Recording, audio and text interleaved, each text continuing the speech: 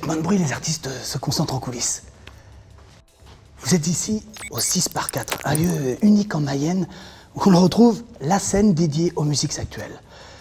Artistes nationaux, internationaux, connus ou en marge de l'industrie du disque, se donnent le tour pour le plus grand plaisir des Mayennais.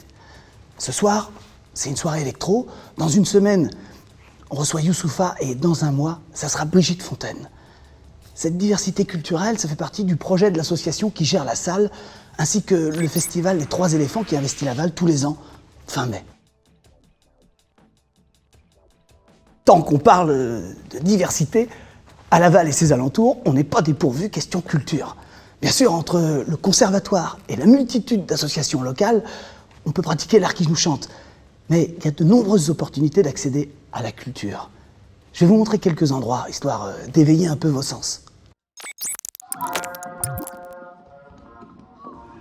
Au théâtre de Laval, vous pouvez venir admirer des pièces de théâtre, bien sûr, mais également des spectacles d'humour, de danse classique ou hip-hop, des lectures pour enfants, des expos, des concerts de l'opéra. Il paraît même qu'il y a des soirées décalées dans la crypte. Ce soir, c'est une représentation dans le cadre du festival du Chaînon Manquant, vous savez, ce fameux festival qui permet de repérer des nouveaux talents.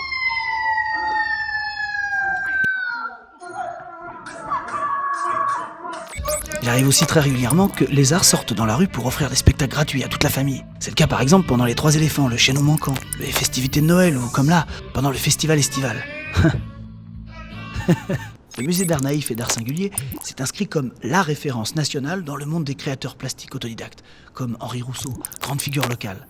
Le château de Laval sert d'écrin à cette collection d'exceptions où vous découvrirez gratuitement des artistes singuliers dont l'œuvre se situe à mi-chemin entre l'art naïf et l'art brut. Un conseil, gardez l'œil sur le programme car les activités y sont souvent insolites ou pour le moins originales. Et il y a aussi plus d'une quinzaine de festivals en Mayenne avec des belles programmations pour tous les styles.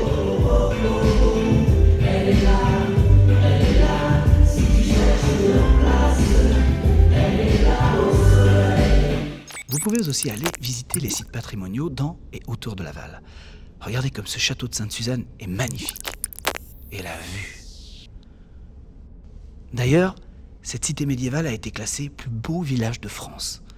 Toute une histoire à découvrir le temps d'un dimanche ensoleillé. Qu'en pensez-vous ? Et des lieux comme cela, il y en a plein d'autres encore. Je ne vous ai pas montré les thermes d'Entrammes, les grottes de Sauges, le centre de culture scientifique, les bains-douches et les bibliothèques. Là, je suis désolé, j'ai vraiment pas le temps. Faut que j'y aille, sinon rien sera prêt pour la soirée électro. Allez!